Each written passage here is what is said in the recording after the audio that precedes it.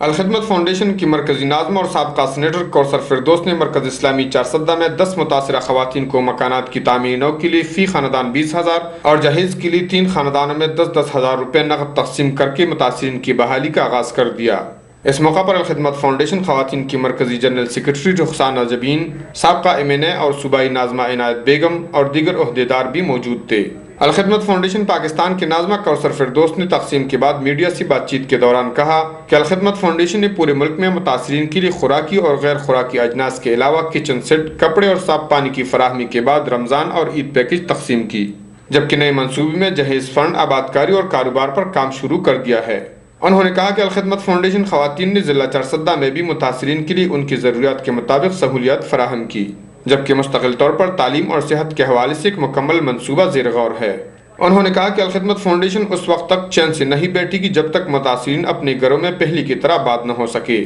بعد ازاں الخدمت فاؤنڈیشن خواتین کی مرکزی ناظمہ اور لاہور سے آئے ہوئے وفد نے الخدمت فاؤنڈیشن چارسدہ کے ذمہ داروں تحسین اللہ، نور حسین، محمد جاوید اور مکمل شاہ کے ساتھ مشاورتی اجلاس کی، جس میں پورے ضلع چارسدہ کا ڈیٹا جمع کرنے کے بعد مکانات کی تعمیر نو، جہیز اور آبادکاری پر کام تیز کرنے کے حوالے سے بات چیت ہوئی۔ کفایت اللہ، اے نیوز، چارسدہ۔